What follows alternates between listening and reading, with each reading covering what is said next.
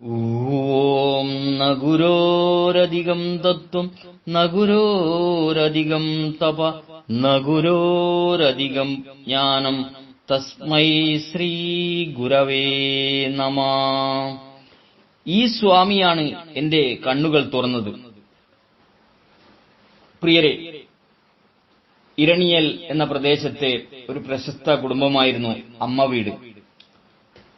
ആ വീട്ടിലെ ഒരംഗമായിരുന്ന തങ്കച്ചി അമ്മയ്ക്ക് കാഴ്ചശക്തി തീരെ ഉണ്ടായിരുന്നില്ല.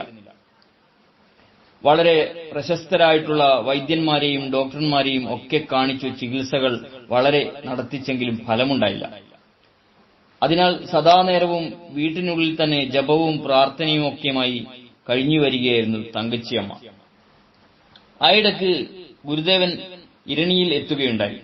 അങ്ങനെ ഗുരുദേവനെക്കുറിച്ച് തങ്കച്ചിയമ്മ കേൾക്കാനിട വന്നു. അതിനുശേഷം അവർ ഗുരുദേവനെ സങ്കല്പിച്ചുകൊണ്ട് പ്രാർത്ഥിക്കുക കൂടി പതിവായി. ആ പ്രാർത്ഥന നിത്യവും കേട്ടുകൊണ്ടിരുന്ന വീട്ടുകാർ തങ്കച്ചിയമ്മയെ ഒരു പ്രാവശ്യം ഗുരുദേവന്റെ അടുത്ത് കൊണ്ടുപോകുവാൻ തീരുമാനിച്ചു. അങ്ങനെ ഒരു ദിവസം അമ്മ വീട്ടുകാർ തങ്കച്ചിയമ്മയുമായി അരുവിപ്പുറം ക്ഷേത്രത്തിലെത്തി. അപ്പോൾ ഗുരുദേവൻ ആലുവ അദ്വൈതാശ്രമത്തിൽ പോയിരിക്കുകയായിരുന്നു. ഗുരുസ്വാമി തിരികെ എത്തുന്നതുവരെ അരുവിപ്പുറം ക്ഷേത്രത്തിൽ വ്രതവും പ്രാർത്ഥനയുമായി കഴിഞ്ഞുകൊള്ളാമെന്ന് ആ അമ്മ പറഞ്ഞു.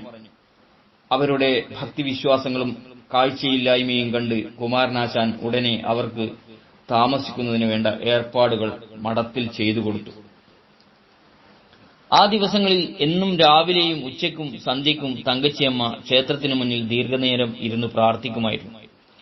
ശിവഭഗവാനെ സങ്കല്പിച്ച് നിരന്തരം പാടി തന്റെ വയറുവേദന ശമിപ്പിച്ച അപ്പർ എന്ന സിദ്ധനെ ഓർമ്മിപ്പിക്കും വിധമായിരുന്നു ആ അമ്മയും ഗുരുദേവനെ സങ്കല്പിച്ചുകൊണ്ട് അവിടെ ഇരുന്ന് സ്തുതിച്ചിരുന്നത്.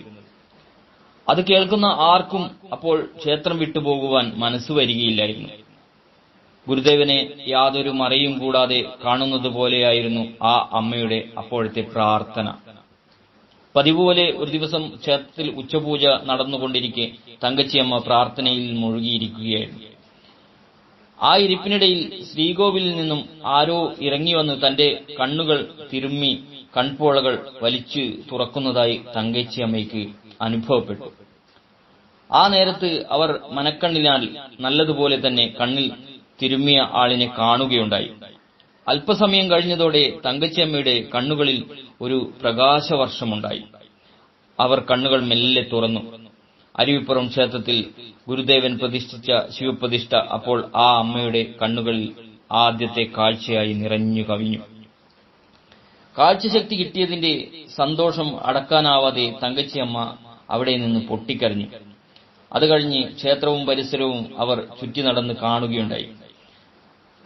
ആ രംഗം കണ്ടു നിന്നവരെല്ലാം അത്ഭുതസ്തബ്ധരായി വിവരമറിഞ്ഞ് ശിവലിംഗസ്വാമികളും ഭൈരവൻ ശാന്തിയും കുമാരനാശാനും ശീഘ്രം അവിടെയെത്തി. തങ്കച്ചിയമ്മ തനിക്കുണ്ടായ ദിവ്യ സ്പർശനവും ദിവ്യ ദർശനവും അവരോടെല്ലാം വിവരിച്ചു പറഞ്ഞു. അതെല്ലാം കേട്ടിട്ട് കുമാരനാശാൻ ചോദിച്ചു, കണ്ണുകൾ തിരുമ്മി തുറന്നു തന്ന ആളിനെ അമ്മയ്ക്ക് അറിയാമോ? അമ്മ, ആളെ ഞാൻ നല്ലതുപോലെ കാണുകയുണ്ടായി. ആശാൻ, ആളെ ഇനി കണ്ടാലും അറിയാമോ? അമ്മ, അറിയാം. ഉടനെ ആശാൻ ഓഫീസിൽ ഇരുന്ന് കുറച്ച് ഫോട്ടോകൾ എടുത്തുകൊണ്ടുവന്ന് തങ്കച്ചിയമ്മയെ കാണിച്ചു. ആ സന്യാസിമാരുടെ ഫോട്ടോകൾ കണ്ടിട്ട് അവരാരുമല്ല തന്റെ കണ്ണുകൾ പിടിച്ച് തുറന്നു തന്നതെന്ന് ആ അമ്മ പറഞ്ഞു. അപ്പോൾ ഭൈരവൻ ശാന്തി വേറൊരു ചിത്രം എടുത്തു കാണിച്ചു. തങ്കച്ചിയമ്മ അത് കണ്ടിട്ട് ഭക്തി പാരവശ്യത്തോടുകൂടി ഇടറിയ കണ്ടത്തോടെ ഇപ്രകാരം പറഞ്ഞു, ഈ സ്വാമിയാണ് എന്റെ കണ്ണുകൾ തിരുമ്മി തുറന്നു തന്നത്.